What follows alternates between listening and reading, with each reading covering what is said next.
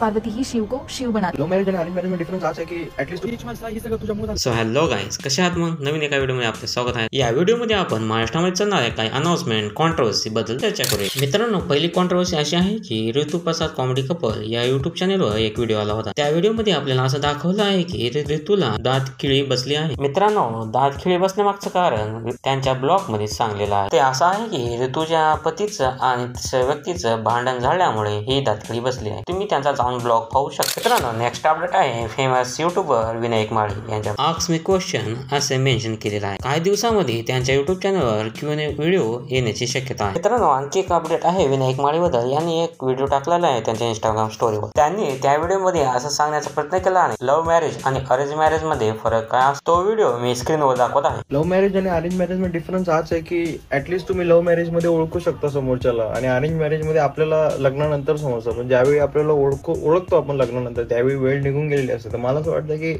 आजकाल जे चाललंय, म्हणजे आजकाल जनरेशन खूप खराब आहे।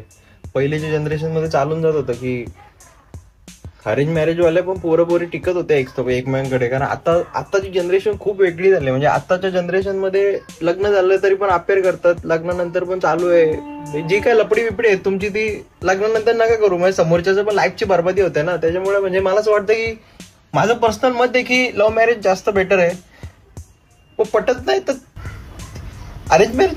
मित्रांनो, नेक्स्ट अपडेट आहे की प्रतीक्षा बंकरबद्दल। यांनी काही दिवसापूर्वी त्यांच्या इंस्टाग्रामवर एक स्टोरी ठेवली होती। त्या स्टोरीमध्ये असं मेन्शन केलं होतं की पार्वती ही शिव को शिव बनाती। त्यांच्याबद्दल एक्सप्लेनेशन देताना त्यांनी इंस्टाला स्टोरी ठेवली। ते स्टोरी पहा मित्रांनो। मैंने आपके साथ एक स्टोरी शेयर की थी जिसमें एक थॉट था कि पार्वती ही शिव को शिव बनाती है। काफ़ी मीनिंगफुल थॉट है और काफ़ी ग्रेसफुल था, तो मैंने शेयर किया। और मुझे एक ही क्वेश्चन आ रहा है कि बुक का नाम क्या है। मित्रांनो, नेक्स्ट अपडेट आहे नेहा थोराट बद्दल। नेहा थोराट यांचे इंस्टाग्रामवर 1.5 मिलियन फॉलोअर्स कंप्लीट झाले आहेत। त्यांच्याबद्दल त्यांना कॉंग्रॅच्युलेशन फॉर 1.5 मिलियन फॉलोअर्स। मित्रांनो, नेक्स्ट अपडेट आहे पायल माने। पायल माने यांच्या इंस्टाग्रामवर एक स्टोरी ठेवली होती। पायल माने आणि त्यांच्या टीम कडून न्यू सॉन्ग येत आहे। ते सॉन्ग पायल माने हे स्वतः गात आहे, असं या स्टोरीमध्ये सांगण्यात आलं। मी तुझी दिलरुबा असे या गाण्याचं नाव। हे गाणं त्यांच्या युट्यूब चॅनलवर रिलीज होईल। मित्रांनो, या गाण्याबद्दल कोणतीही अपडेट आली